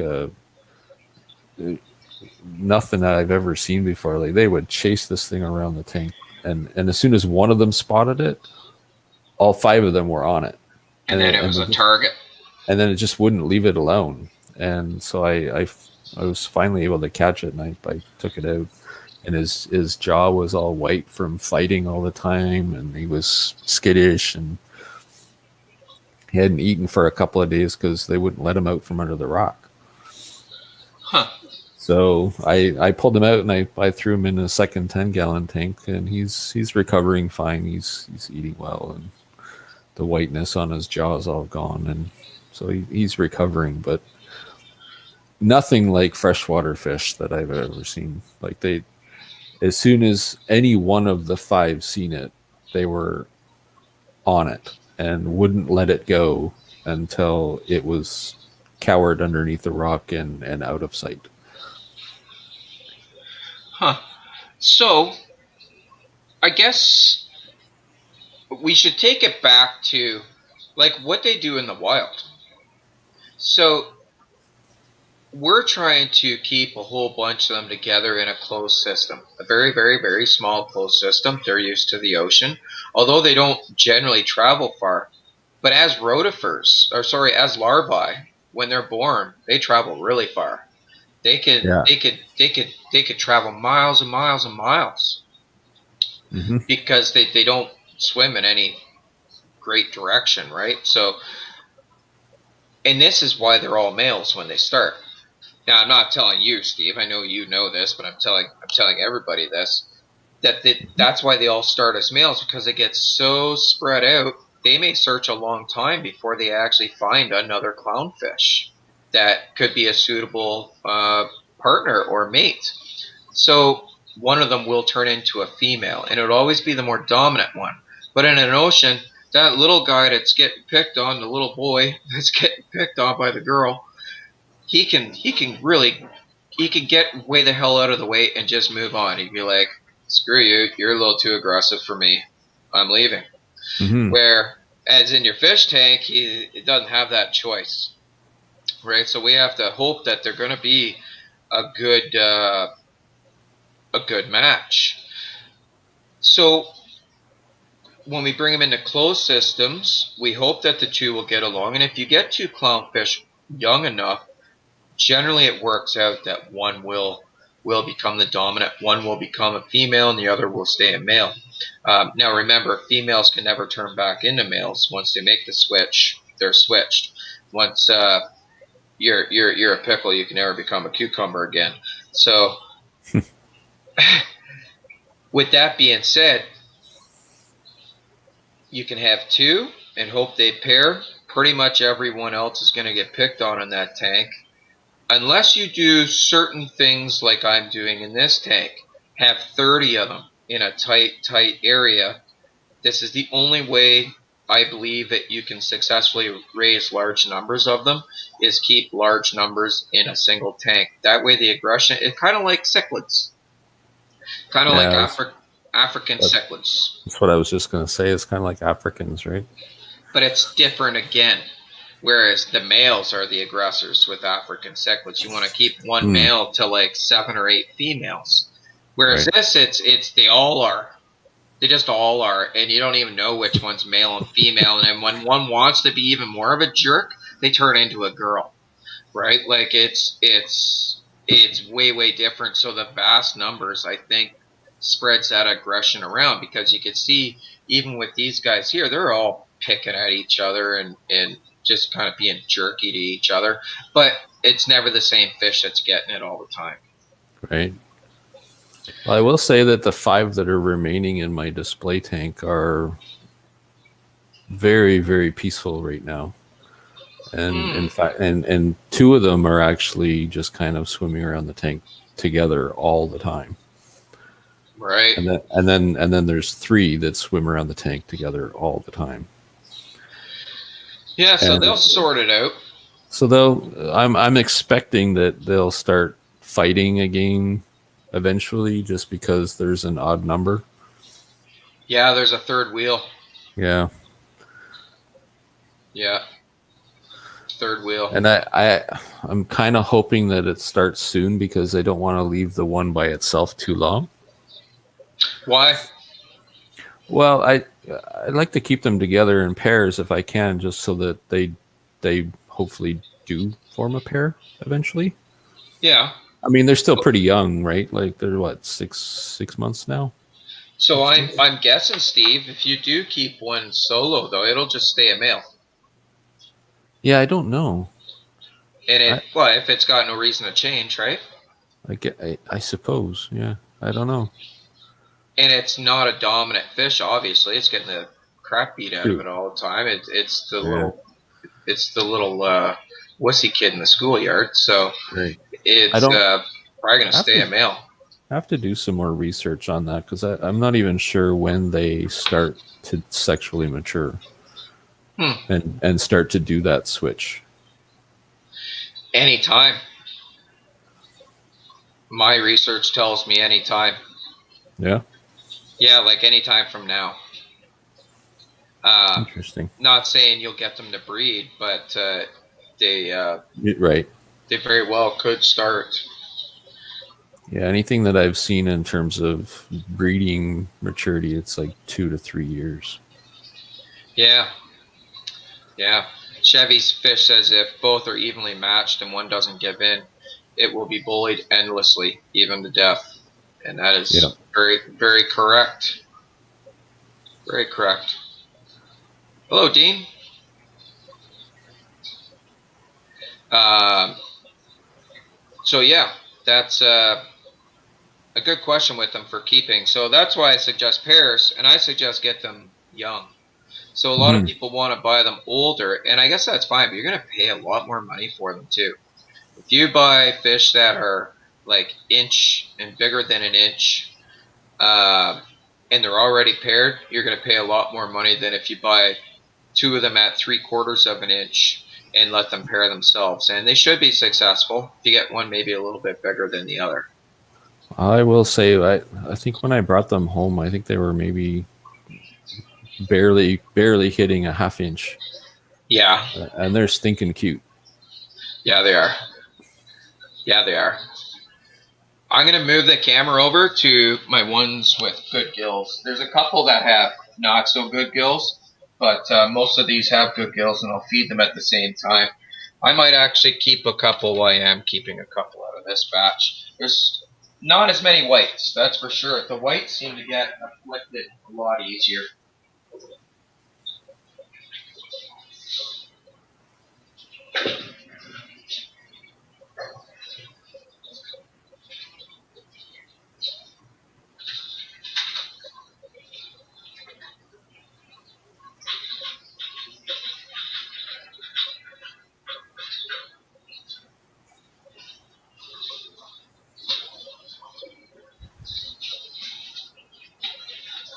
How's that picture? Yeah, not bad. Looks good. So yeah, these guys, for the most part, are pretty healthy, and Yeah, they look good. for the most part, nothing real crazy for color patterns or anything. There is one that really True. kind of looks Those like. those are the ones I prefer. Are they? Yeah. See, I Yeah. like the whites. I like the whites, but I think there's the possibility of. That that darker colored one right in the Yeah, center is yeah, nice. I like that one. I guess it's not going to be a black onyx, but it's going to be kind of close. Well, Uh, it may would develop more black because what I've noticed from the time you gave them to me is the blacks have gotten a lot darker and thicker as they've grown. hmm. So if that one's got some darkness to it already, it'll probably get darker and darker. Yeah, it's interesting. Because I've got one here that's almost like a caramel color now. Yeah, that's maybe how this one's going to turn out. But most of these guys are healthy, so that's what I'm happy about. Most of them have good gills. There's a couple that don't. There's the puzzle piece fella. Um, he kind of looks like a puzzle piece. I don't know if he's up front right now. He's not. Oh, he's at the back. He's at the back. Anyways, that's Nicole's favorite guy. He's got the gill thing going on, but we're keeping him anyways. Yeah, there's a couple. I like some of these snowflakes in here. I like some of these Wyoming whites. They're just so white. I don't know how out of that breeding I got so many Wyoming whites, but got a couple healthy, thank God. So that's good. Dean says here, start with a big clown and add a smaller one. If aggression is shown, net the bigger one overnight and let the smaller one swim freely. Then release next day. Always works for me. Good advice. Good advice. Good advice. Yeah, and never buy two the same size. Um, If you're talking adults, I would say that's okay. If you're buying babies, I don't know that it matters. yeah, it's hard to tell. There's some real nasty little ones, eh? Like Mm-hmm. some of the smaller ones are nastier than the bigger ones.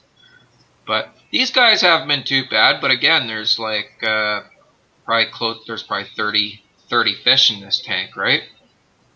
Yeah, yeah. I think that was part of my problem. Is I had 8, and then I took 2 out, so I only had 6 left. So there was no way to kind of blend into the crowd. No, no, nowhere to hide. No other guys to hide behind. Yeah, that guy's gonna So, be real dark. That's coming up front there now. I don't even get a chance to look at my fish this well. It's actually easier to see them on the computer screen than it is standing there looking at them. So one thing I'm gonna do as well is I think I'm gonna get out of the shrimp game. I'm don't have the time. I don't making have the more time. making more space, are you? No, not allowed. Nick, Nicole's probably listening, so no. Uh, but what I am gonna do is make more space for plecos. I want to Wow. divide. I want to divide a lot of my breeding groups up. Yeah. So I got. So I know we're looking at clownfish and talking about clownfish. Maybe we'll wrap up with clownfish in a sec here, and I'll move the camera over to plecos so we can know what I'm talking about with it. But we have lots more stuff going on here about clownfish. Dean says I will net the bigger one overnight and let the smaller swim freely around the netted fish. Then they seem to pair a lot easier once the bigger clown is released back in. That's kind of with cichlids too, eh? If you net the Mm, bully and you put them in timeout overnight, it usually settles them down a bit. right. All my clowns seem to color up as they get older. I have a black snowflake had slight yellowing in the face. As it matures, face is gone completely black. So how long does that take to get that? Like, when are they done? At what age are they done changing their colors? Same with black Mm. storms. They're all more mocha in color or even slightly orange. As they mature, they will go completely black. Oh, and Dean's just bragging now that he's in the middle of setting up an L46 Pleco tank. That's bragging now. But yeah, so I need to change things, Steve. I need to change things. Yeah. It's I'm not I'm not happy not being able to produce well everything I want. And like I have some chicken shrimp colonies. I don't know. I can't see my computer, but if everybody can see that, Yeah. You can see the fork anyway. can you? Can you see Yeah. There all you the go. shrimp on the fork? Yeah. So like I got some kicking. That's my King Kong red wine Caradina shrimp colony. There are Oh, fantastic. hundreds. Yeah, there's hundreds in that colony, but I just don't have the zip for them anymore. So I'm actually thinking of selling the complete colony. So Cool. them, my my blues, Yeah. my blue bolts, and also my crystal reds. I have beautiful colonies of crystal reds too, and I think I'm Mm-hmm. selling them as whole colonies. And Oh yeah. then with those tanks, I'll take the ADVA out. I can sell it too. These guys are a little skittish, but they'll come back out. We got the cucumber in sight there. Yep. So I have these guys that are maturing. Oh, They look that's fantastic. not bad. Look at the fin on that guy on the zucchini right now. Look at that Mm-hmm. dorsal fin, right? Like these are like some kicking fins on these guys. So there's at least 3 males in here. And what I've noticed with Ancestress is generally in any tank, and I will even say in my 180-gallon tank, which I can move the camera over to in a minute, there's about 7 or 8 of them out on a piece of zucchini in there. But there's a male just came up right now. Yeah, he's Um, awesome. so one male will do all the breeding in the tank. One male. So if you have 5 males and you have 5 females, all the females are going to breed with that one dominant male. To the fact that the subdominant males won't even grow as big of bristles while they're in with that dominant male. It's fact. Yeah. Fact. It happens. If they don't feel I've that dominant, they don't grow. I've noticed that with the ones I have too. So the guy that just hit that zucchini now, that's clearly dominant male in that tank. These guys are young. They're under a year old. Or maybe just a year old now. They have not spawned for me yet. But anytime. So I want to divide these guys up. 1 male, 2 females in a couple of different tanks. Mm-hmm. So I have 2 colonies of them going. And I also have, I'm going to move the camera to another tank. On our way there though, I'll just show off my crystal red colonies as well. See those? Yep. So yeah, I'm thinking of getting out of this shrimp gig, just for the fact, yeah, it just my heart hasn't been into it 100%, and it really should be if you're doing it. So shit, scaring them all away. What you can see there. Look. Yeah. Oh, that's not bad. So I have all these guys in my 180-gallon tank as well. So I have lots of choices for breeding stock for longfin bristlenose. Mm-hmm.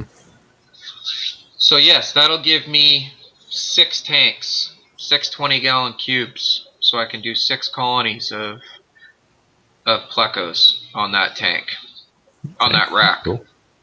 And then I have 3 10-gallon tanks as well that I can use as fry tanks until they're big enough to go into the 90-gallon grow tank. Gotcha. So I think I'm going to do 3, maybe 4, probably 4 colonies of longfins, different varieties, different breeding groups. I'm going to do at least 1 colony of green dragons. I'm going to fire them back up. I have lots of young guys that are coming to age. Cool. And then I'll do 1 kind of experimental tank, possibly with those gold color short fins we have, Steve. Oh yeah. You know, I think I've probably had about 200 babies now, and Yeah. I've only got that one that came out gold. Huh. Now that one that came out gold, can you tell if it's a male or a female yet? No, not yet. No way. Hmm. It's up to about a quarter, 1.25 inches, 1.5 inches. Okay, It's still a little bit still, young. yeah, it's a lot young still, a lot young. Um, yeah, the one I have is over 2 inches, and it's a But male.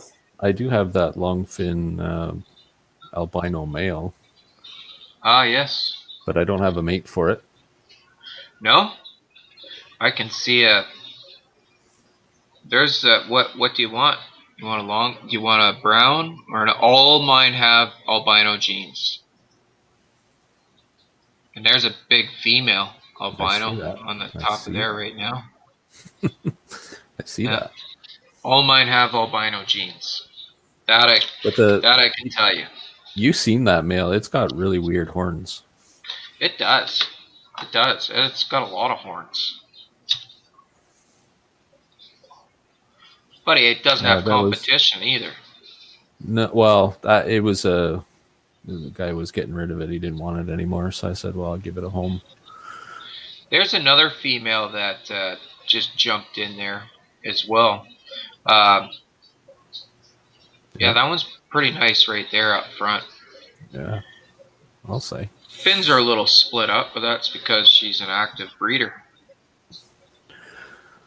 Yeah, that happens. I don't know if zebra plecos are on my list anymore. I think they're on too many people's lists for them to be on my list.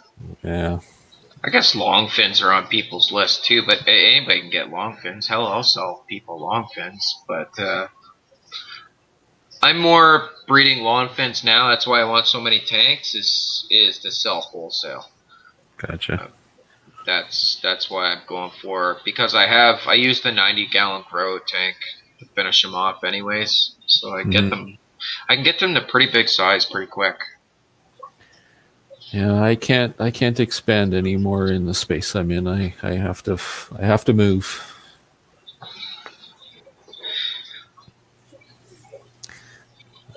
And I want to find some super reds.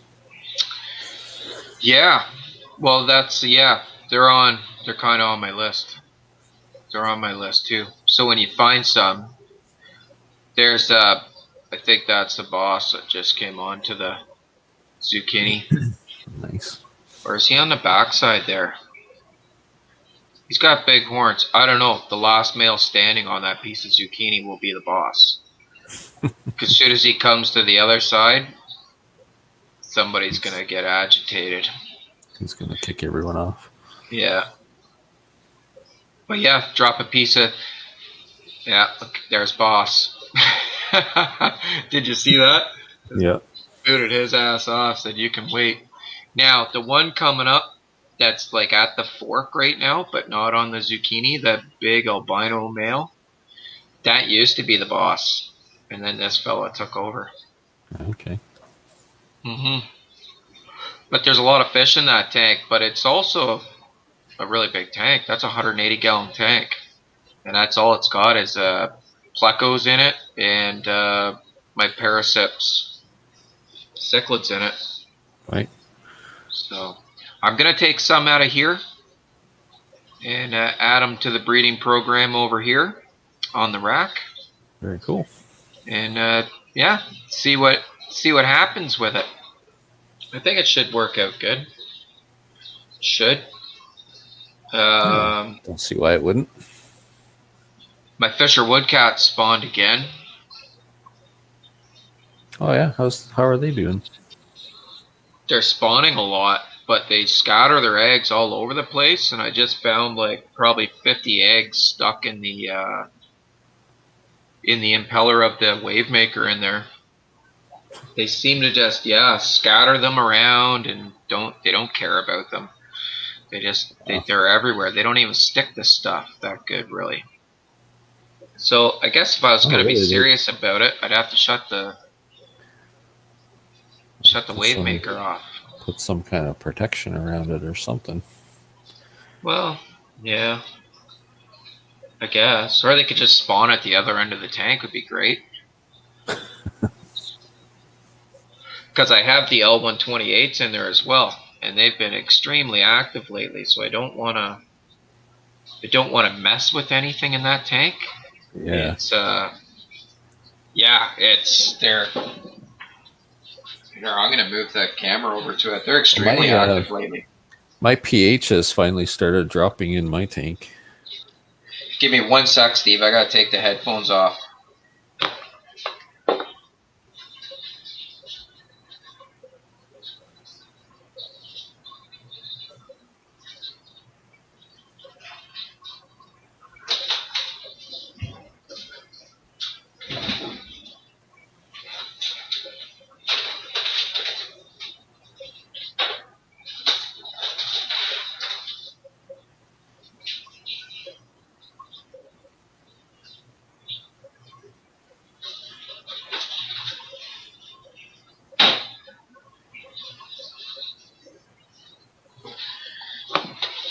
There, we'll give them a little snack.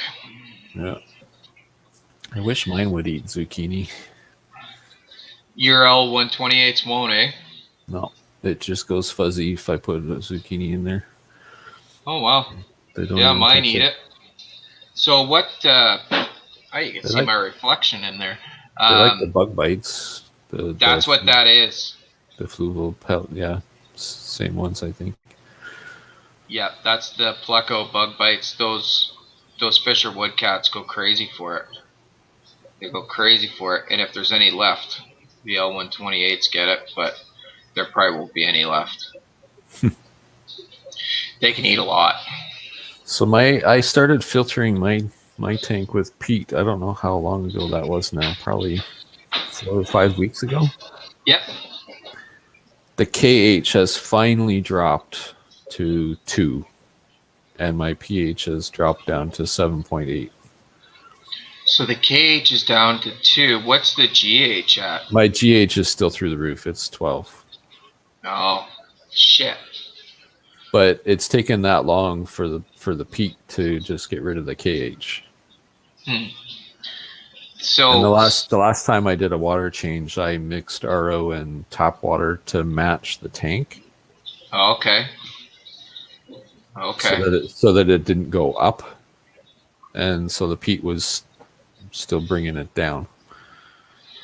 So what I did with this tank, Steve, like I'm in the 6s. Mm-hmm. And I just went straight RO, man. I went straight RO, and to buffer it, I put in a handful of alder cones and a handful of oak leaves. Okay. And that seems to be buffering it just fine. So next water change, I'm going to put another handful in of each, and everybody's happy. I've never seen them out this much. Like everybody's really happy. Yeah, so, well, I will say that now that the pH and the alkalinity is going down, the plecos have become a little bit more active. Yeah. So I'm gonna have to make some bigger caves in there for them. The one male does like that cave to the left that you're looking at. It's a little bit bigger cave. It's like 2 inches by 6 inches. Right. And the one male, I only have one male, and he seems to like that cave a lot. So might have to make it a little bit bigger, but that'll be the idea. As they grow, I guess. Yeah. Yeah.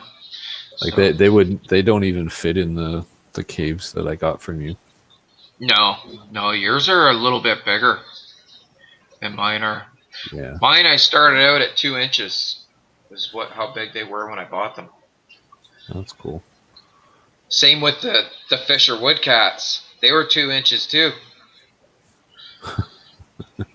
Look at those monstrosities. Look at the size of that female. But that's all they do. They eat, and then they go and stash themselves somewhere and sleep. It's funny. Yeah. Yeah. They look good. Yeah, they seem happy if they're spewing eggs all over the place. Yeah, I guess, right? I had no luck with those babies that I did manage to save. Well, I didn't save them. I ultimately killed them, I guess. But yeah, they died on me. Oh yeah. So yeah, I think I have to do a different setup with them. I think they need, like, I don't think I could just do a breeder box with them. Okay. I think I need to actually set up a tank with just a sponge filter in it. So there's not the overflow. Yeah. Oh yeah. Okay. The reason I say that is apparently they're surface feeders and they only surface feed with dim light.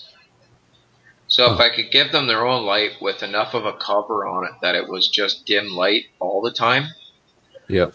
I think then I could put like whatever, first bites, anything in to offer them a surface food and just leave it be, but it wouldn't have to be at nighttime. You following me? Yeah. So with the breeder box, there was the overflow going into the tank. I could never do that because it would all just wash out into the main Yeah. tank. Exactly. Yeah. So that's You'd have that's to what I'll tur- try next time. you'd have to turn the bubbler off just to stop the water from overflowing, and then feed them. And then remember to turn it back on. Yeah, and I never know when there's lots of light there. So yeah, I think I'd have to try something different with them next time to be successful with the babies. But they are a pretty cool fish. I don't know if they're not very common. Not very common at No. all, actually. The first time I seen them was at the auction that I bought them at, and I went out. I couldn't get cell reception inside the auction, so I actually went outside and researched them on my phone while before they went up. I'm like, yeah, man, that's cool. A catfish that only gets to like 10 inches, I'll take it. So that's a small catfish. Well, Yeah, buddy, I've never seen them in the pet store. no, no, no. I don't know why. Maybe it's because they are a bit shy. Like, unless you're feeding them, they're not generally doing a whole lot. They're not aggressive towards other fish. Like, they're really good tank mates for my plecos. Right. So yeah, I don't know. They're fun to watch eat. But I guess everybody'd rather have a red-tailed catfish that grows to 3 Oh, feet, jeez. Why? right? Yeah, I don't know, but that's as big as they get, really. Maybe another inch. So yeah, That's at least manageable if you yeah, have a large tank. yeah, most definitely. Most catfish you can't keep in a 180-gallon tank. Yeah. Not being nice to it, but that's only a 72-gallon tank, and there's tons of space for them in that tank. Right. So yeah, yeah, man. Well, you got anything else on the go, or are you ready to wrap this up? We've been 2 hours. Uh, That's an no, afternoon. I got my stand for my 90 for the salt water, but I'm just gathering bits and pieces of it right now, so I'm still not quite ready yet to set it up, but getting there. So you're gonna paint it and stuff. I thought I heard you say. Yeah, I'm gonna sand it down and paint it and do the Yeah, same to the canopy, and then and I I got got some of those overflow parts for you if you're keeping the. yeah, that would be Yeah, awesome. I do. So, and what are you keeping? That's gonna be the saltwater. I'm gonna replace the 29 that I have here, or the Okay, 25. So I'm gonna upgrade it to a 90. you're gonna have to get some killer lights. Well, I have the one, so I'm gonna get a second one probably for the other side. Do you think that'll be enough? Going, yeah, I guess. Yeah, I It's think the so. same as my 65, right? It's Yeah, the same depth, right? It's yeah. 24. It's 24 inches, and the tank that I'm using it on now is 23 inches. Like Okay. it's a tall 25, so it's 2 feet wide, and I think it's 24 inches tall. Huh. Huh. Well, that's interesting. That'll be neat when you get that going. I know you've gotten into the corals. Yeah, I got some pretty cool corals from the guy in Angus. Yeah, next time you'll have to get your phone Yeah, working and well, the battery was dead, so it's like, oh, ah. I don't have time to charge it. Chevy Fish says he has dwarf anchor cats and they're only a bit over an inch. Like, Dwarf acre cats. I've never seen those either. no, I haven't either, but that's neat. That's pretty small. I guess Corys would be considered catfish too, right? Yeah. They're all small, but I'm talking like a catfish. Like it actually like catfish, fairly big, but that's why I like the fisherwood cats because they're like brutes, but they're brutes that only get to under a foot. So because those most catfish, the shovel nose catfish, the red tailed cats, all of them, they all get so big. They look so cute when they're little, but then they turn into absolute monsters. Yeah, and So they grow fast too, don't they?